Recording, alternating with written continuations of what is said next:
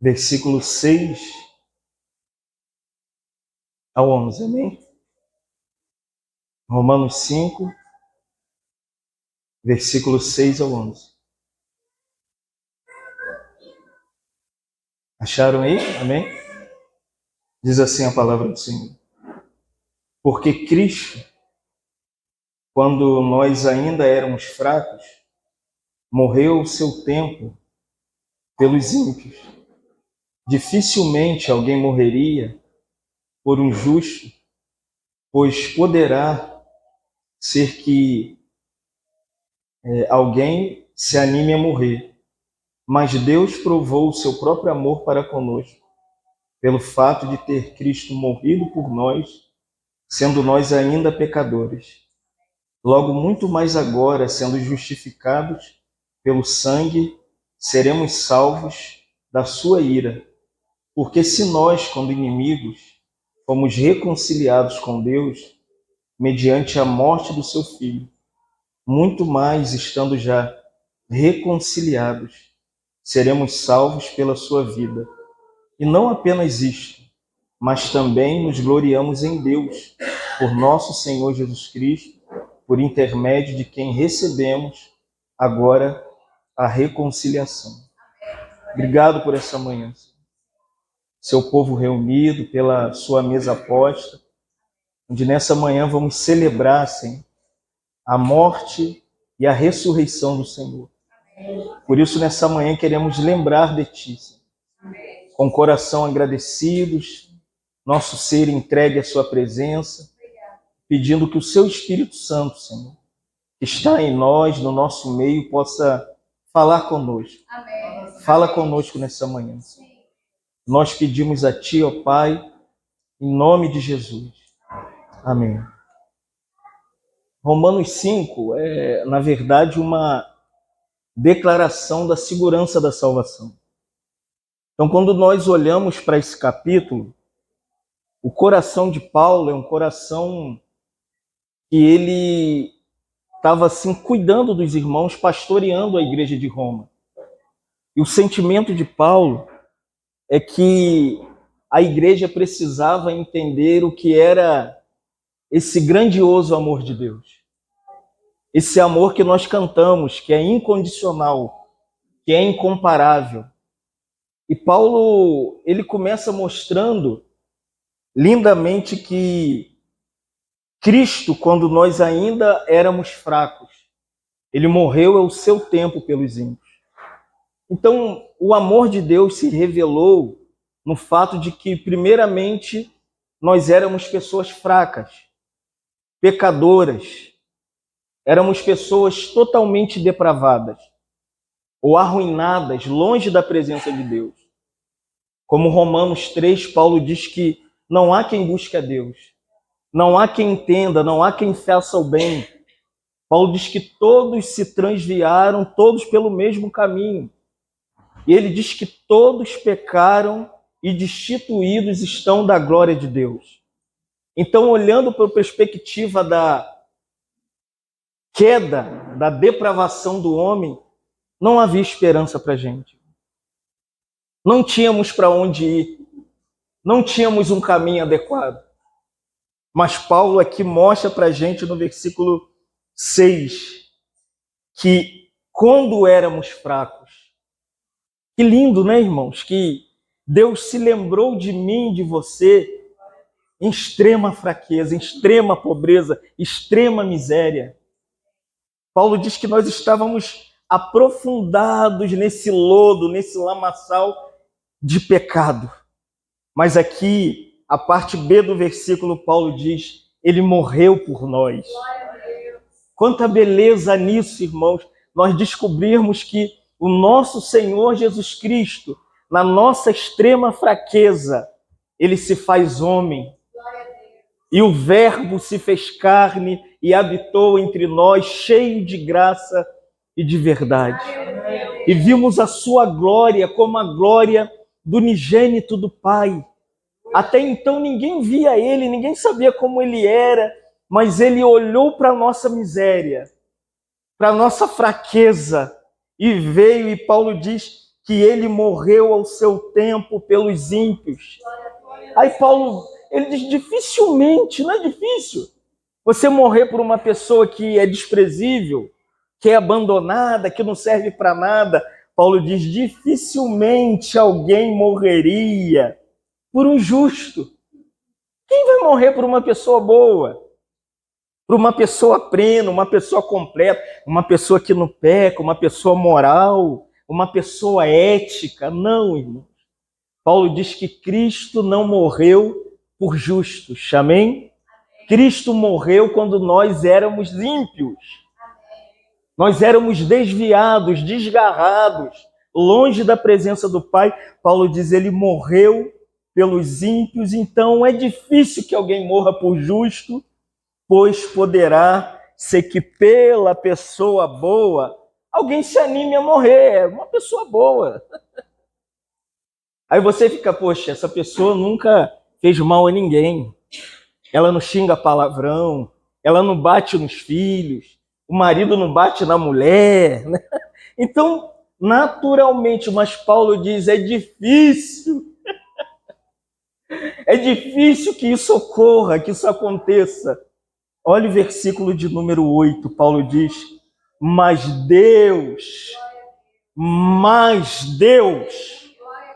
é nesse mas que está o incomparável, incondicional e grandioso amor do Senhor Jesus Cristo. Mas Deus prova o seu próprio amor para conosco. Que a maior prova de amor é essa. O homem ímpio, não tão justo, miserável. E aqui Paulo, ele vem mostrar que amor é esse. Amor, né? Deus provou o amor. É uma palavra hoje, se você pegar a palavra amor, é uma palavra que está diluída no meio da sociedade. Ah, você ama? Eu amo. Você ama seus filhos? Amo. Você ama o seu patrão? Amo. Você ama a sua esposa? Eu amo. Até que alguém pise no nosso calo. Marido pisou no seu calo, acabou, irmãos. Acabou o amor, acabou o beijo, acabou o abraço. O filho não corresponde, não te obedece, o amor vai embora.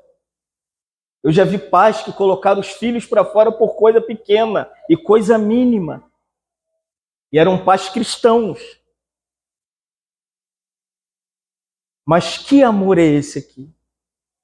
No original grego, existe 3 expressões para o amor. A primeira é o amor proibido para menores de 18 anos. É amor para casal. É o amor eros. Você só pode, jovens que estão aqui, desfrutar depois que casar, amém? Depois que você casar, você vai desfrutar do amor conjugal. Esse amor é marido e mulher. No grego é o amor eros. O segundo amor é o amor que me vincula ao Paulo, me vincula a ele, me vincula a ela, me vincula a vocês, amém? É o amor entre os irmãos, é o amor fileu. É o amor que abraça, é o amor que acolhe, é o amor que persegue, é o amor que nutre o coração do outro em fraqueza, né? Aí aquela pessoa bate na sua porta e fala, irmão, você não tem reunido, não tem igrejado, onde você está andando? Isso é amor de irmãos. É o amor que nos faz encontrar o outro no meio de situações desagradáveis. Como? Quando o irmão peca. Né? E a igreja gosta muito de atacar irmãos pecadores. E nós nos esquecemos que depois de salvos, nós ainda somos pecadores redimidos, amém? Por isso que nós precisamos de comunhão da igreja, de irmãos, de parceiros no evangelho. É por isso que eu estava lá no final de Unamar, falei 2 reuniões com os irmãos lá, mas o meu coração está vinculado ao Paulo, amém? Não só o Paulo é o que eu mais conheço, mas outros irmãos eu já conheço, eu conheço ela, eu conheço a Patrícia, eu conheço o irmão. E isso é o amor fileu. É o amor que nos une, é o amor que aproxima, é o amor que resgata, é o amor que não fica vendo parâmetros humanos, religiosos. É o amor que abraça, amém, irmão? Só que esse ainda não é o amor que Paulo tem aqui. Ele não é o amor eros, ele não é o amor fileu. A palavra que Deus prova o seu amor é o amor ágape, amém? É o amor ágape. Que amor é esse? É o amor incondicional de Deus. É assim, não tem nada para que Deus te persiga, que Deus te queira, que Deus se apaixone por você, que Deus queira se aproximar de você. Não tem nada, irmão, em mim que atrai o amor do Senhor. O que faz com que Deus me ame? Como que Deus pode amar uma criatura repugnável, depravada, humilhante, desobediente? Como, irmão? É porque o amor de Deus não é eros, amém? Amém. O amor eros bota o marido na sala, vai dormir na sala! Espanca os filhos.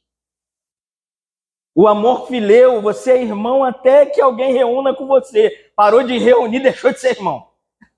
Não reúne mais aqui, não está na nossa comunhão. Não, não, irmãos. O amor de Deus é aquele amor grandioso em que o pródigo estava em casa, desfrutando de tudo que o pai tinha. As riquezas era dele, a casa era dele, o amor do pai era dele. Tudo que o pai tinha era dele. Só que, de vez em quando, esse amor que Deus se revela incondicionalmente para nós, parece que vai se esfriando. E o filho falou, eu quero a minha parte na herança, me dá os meus bens, eu quero ir embora. Eu não quero mais ficar em casa. A casa do pai, isso aqui é chato. Esse irmão mais velho, esses bezerros aí, sangue derramado, é oferta de sacrifício todo dia. Chega desse negócio de Deus aqui, eu vou embora. E ele pegou a parte da herança e foi embora. É interessante que Deus não fez nada, o pai não fez nada, deixou ele ir. Mas o pai ficou nutrindo um sentimento grandioso pelo retorno do filho, amém, irmãos? É o amor de Deus. Passou um mês e ele vendeu, gastou tudo, se prostituiu, comeu com animais. E ele achou que o amor de Deus era o amor humano. Começou a fazer um sermão para Deus. Olha, eu vou voltar, eu vou falar com o pai que eu amo muito. É assim que nós somos, irmãos. Nosso amor é o amor de barganha. Será que Deus vai me aceitar do jeito que eu sou? Será que Deus me quer assim mesmo? E ele ficou projetando uma mensagem para o coração do pai. O pai não quer mensagem sua, amém, irmão? O pai não quer um sermão seu, uma mensagem agradável. Enquanto ele estava ali, ele falou, eu me levantarei. Coitado, eu irei e terei com meu pai. O pai já estava na metade do caminho, correndo. Oh, encontro, de infinito e ousado amor de Deus. Vai? O impressionante. Irmão, Jefferson Pilar diz que o amor de Deus é teimoso. Que amor teimoso. E ele se moveu enquanto o filho vinha. Pulou nos braços do filho. Incrível esse amor, né? O amor salta.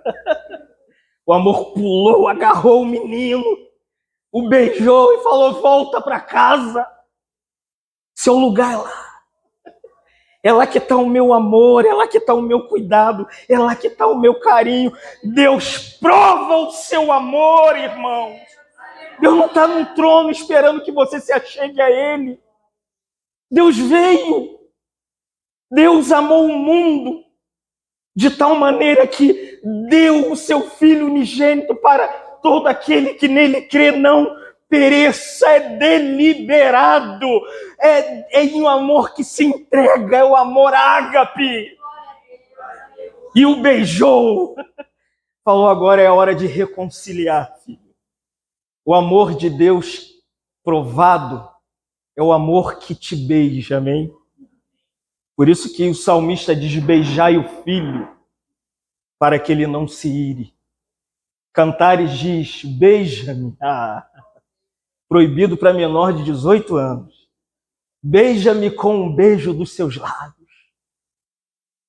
É o nosso amado, é o Senhor, irmãos. E beijou.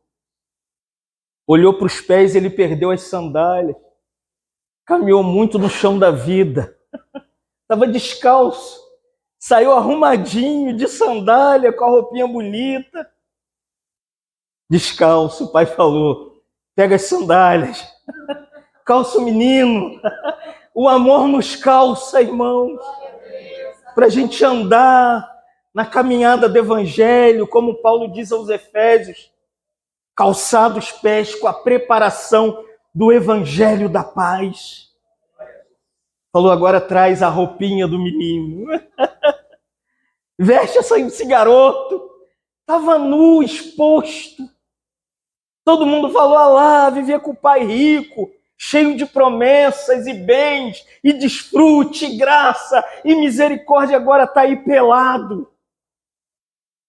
E o vestiu com as vestes da sua justiça, irmãos.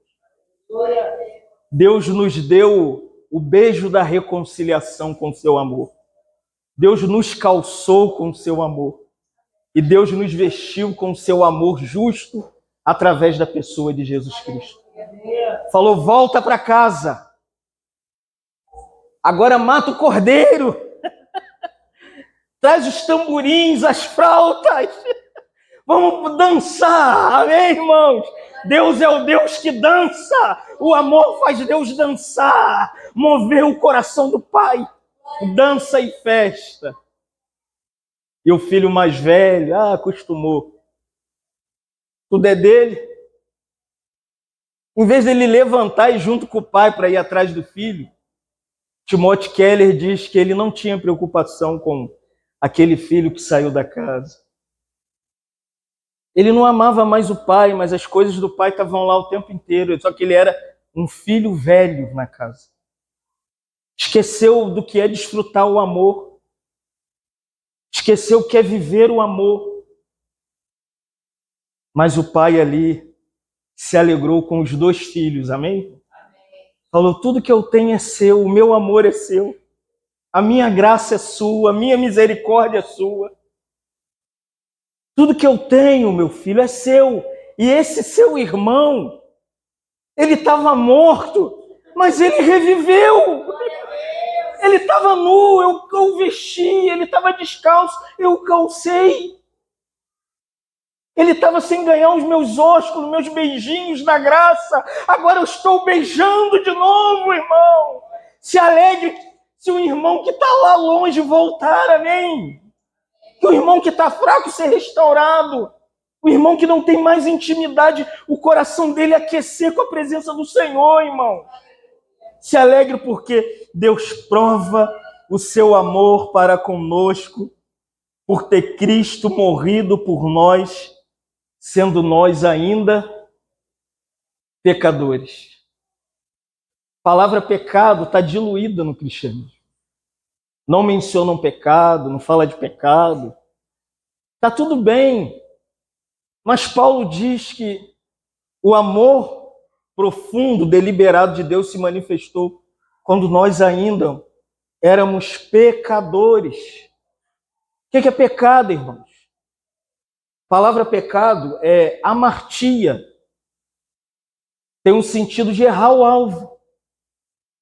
Todos nós erramos o alvo o tempo inteiro, a todo instante, a cada milésimo de segundo. Não há um momento que nós não erramos. No casamento, na criação de filhos, na vida da igreja, na vida social, na vida de batalha espiritual, em todos os níveis, quando você se percebe, você fala, errei. Nós somos igual os Davis, irmão, ungido para ser rei, mas a gente sempre erra o alvo. A gente precisa ter o coração de Davi, às vezes. Eu pequei contra o céu, eu pequei contra ti. Porque nós somos pecadores redimidos, amém, irmão? Somos salvos, sim. Regenerados, justificados, reconciliados, sim. O Evangelho fez isso por nós. Romanos 1,17, Paulo diz, sendo, pois, justificados pela fé, o justo vive pela fé. Romanos 2,4, Paulo diz que não pense que a bondade que você tem é que te fez um cristão. Ele diz, não, não. É a bondade de Deus que te conduz ao arrependimento. Quando você descobre quem você é, você se abre para o Evangelho, que mostra que o arrependimento que nós temos é Deus que nos deu. Lutero dizia que a gente precisa se arrepender do próprio arrependimento. Não é estranho isso? Se arrepender do próprio arrependimento. Por quê? O nosso arrependimento às vezes é remorso. É falso. Por quê? Por quê, irmãos? Olha Romanos 5,1, sendo, pois, justificados mediante a fé, temos paz com Deus. O arrependimento que Deus coloca no seu coração é por meio da justiça do seu Filho na cruz do Calvário. Não é sua. Efésios 2,9, não por obras nós havíamos feito, nossos méritos, as nossas ações humanas, não, é pela graça, amém? A graça traz a justiça. A graça mostra quem nós somos e quem o Senhor é. Quem o Senhor é? Ele é cheio de graça nessa manhã. Essa mesa nos leva para o trono da graça. Hebreu diz, aproximemo-nos, pois, ao trono da graça. Existe um trono, irmãos, preparado para nós, que ainda não é o tribunal de Cristo e também não é o trono do julgamento, ainda não é. Nós ainda estamos na era da graça, na dispensação da graça, na era do Espírito Santo. Aproveite, irmãos. Desfrute desse amor, desfrute dessa graça, desfrute dessa justiça. Abra o seu coração nessa manhã com intensidade. Louve o nome dele diante dessa mesa. Veja o que ele fez por você, o que você nunca poderia fazer.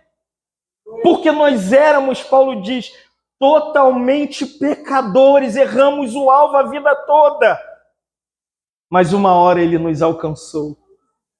E o seu amor nos atingiu, e Paulo, no versículo de número 9, ele diz, logo muito mais agora, justificados pelo seu sangue, seremos salvos, aqui está aqui, da ira de Deus. Essa mesa nos apresenta a pessoa de Jesus. Se encarnou, viveu como homem durante 3 anos nessa terra. Provado por Deus com milagres, sinais e prodígios, curando o cego enxergando, coxo andando e paralítico andando.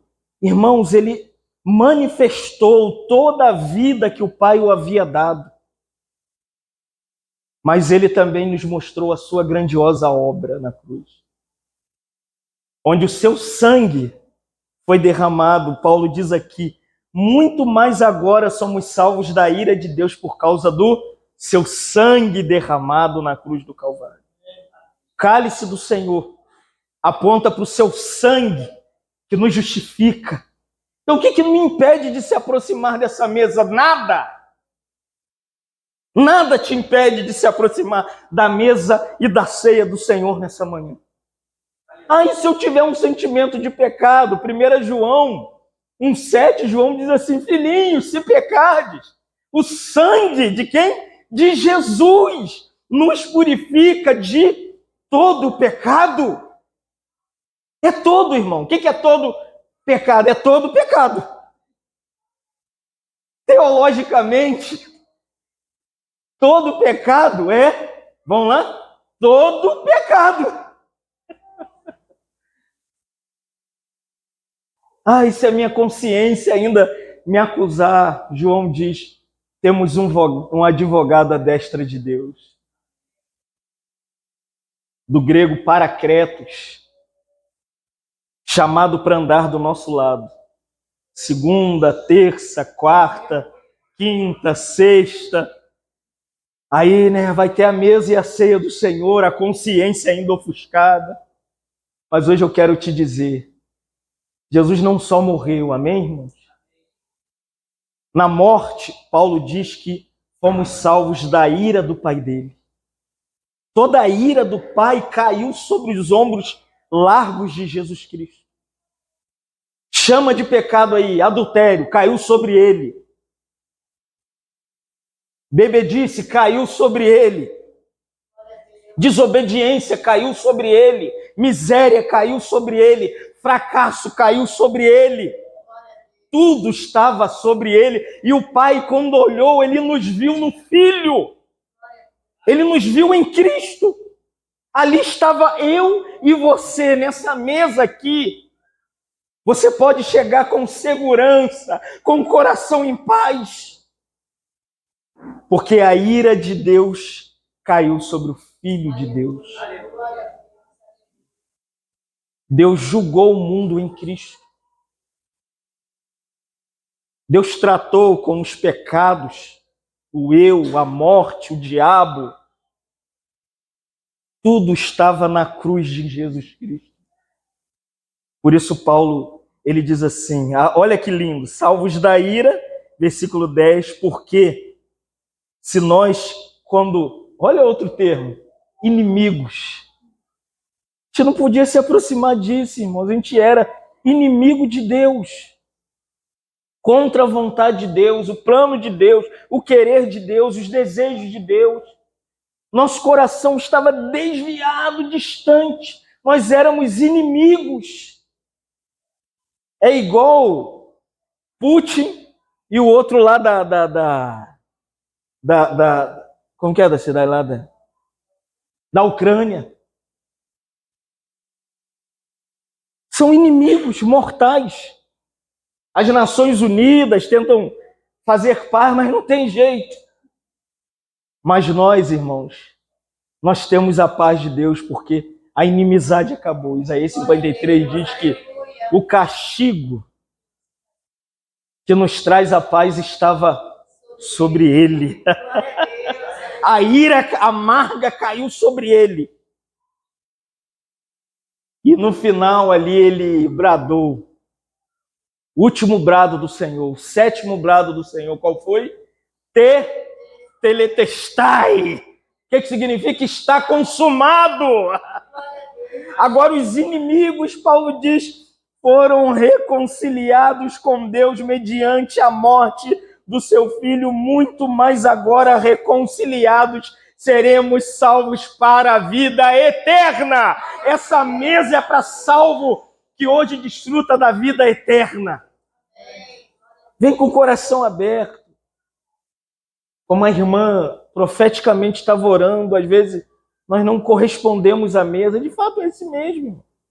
Nossa vida é um campo de batalha. É uma guerra para chegar aqui. A nossa experiência é justamente igual a de Abraão com a batalha dos 5 reis, irmãos.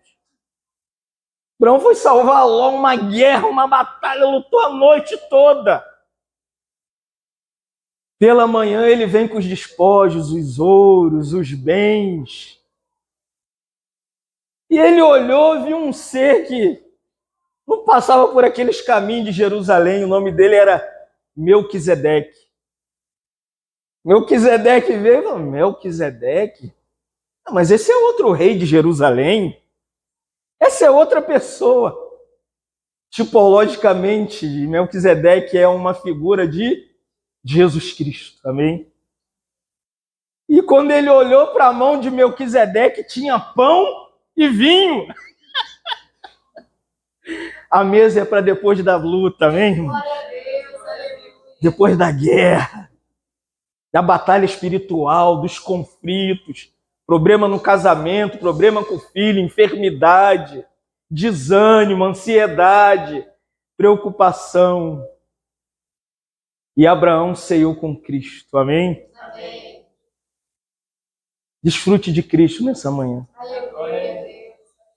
Você é reconciliado pelo sangue de Jesus. Aleluia. Você está limpo pelo sangue justo de Jesus Cristo. Romanos 8:1, nenhuma condenação há para aqueles que estão em Cristo Jesus, porque a lei do Espírito da vida nos livrou, amém? No grego é nos libertou eternamente da lei, do pecado e da morte. O que eu tenho que fazer? Entrega seu coração. Abra o seu interior. Romanos 12, Paulo diz, rogo-vos, pois, pelas misericórdias de Deus. Primeiro, ponto 1 no sermão, que apresenteis. Essa mesa é para você se apresentar, amém? Amém. Apresenteis os vossos corpos na adoração, no louvor, no cântico, no partir do pão. Apresenteis os vossos corpos como sacrifício vivo, santo e agradável a Deus. Faça 3 coisas na mesa hoje. Se separe, amém, no seu coração. Agrade a Deus e seja um sacrifício vivo. Amém. E não se conforme com o mundo. Não vos conformeis com o mundo. Deixa o mundo para lá, amém? Depois da batalha vencida, Abraão começou a andar com Deus e Deus falou, você é meu amigo, Abraão. Tiago diz que aqueles que compactuam com o mundo se tornam inimigo de Deus. Mas essa mesa te reconcilia. Te faz de inimigo, amigo para andar com Deus. E Paulo termina no versículo 11 dizendo, e não apenas isto. Que isso, Paulo? Isso é o apenas de Paulo. O apenas é tudo isso, amado por Deus, cuidado por Deus, querido por Deus, abraçado por Deus, cheio da misericórdia de Deus.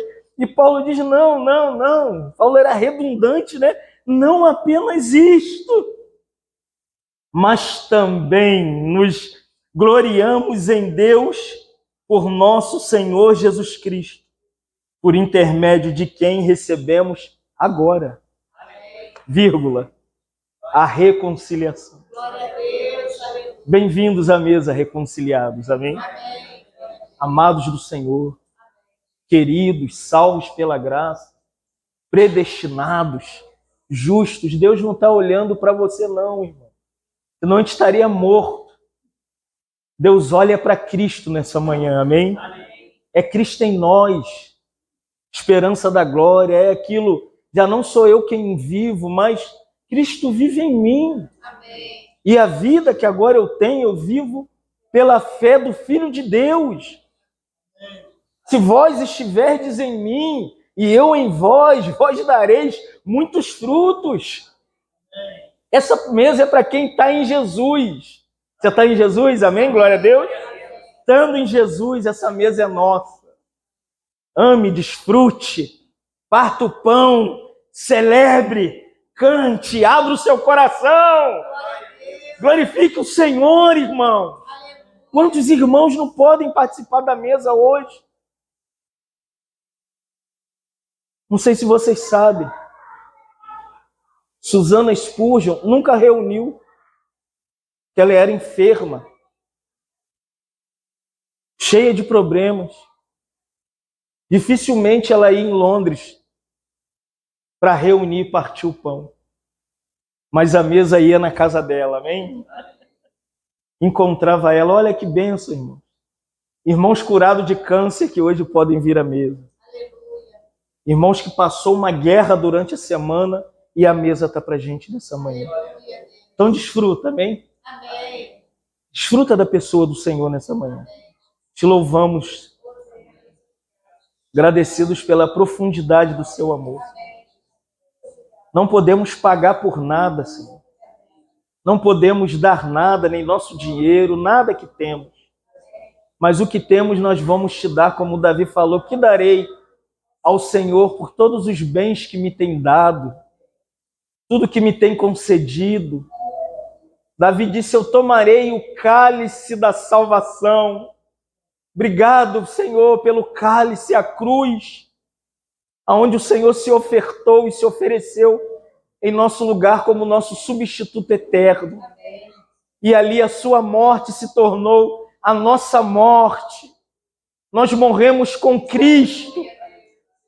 Quando sepultados, fomos sepultados com o Senhor. Oh, mas também ao terceiro dia Ele ressuscitou. E nós ressuscitamos com Ele. Estamos agora sentados nos lugares celestiais, desfrutando de toda a sua obra perfeita. Por isso, nessa manhã, nos aceita na mesa. Recebam o nosso louvor, nossa adoração, nossa gratidão, a nossa contemplação, Senhor. Deixa-nos te beijar e te abraçar, Senhor. Queremos intimidade nessa manhã. Queremos viver na tua presença. Nos ajuda, Senhor. Abra o nosso coração. Que nós oramos em nome de Jesus.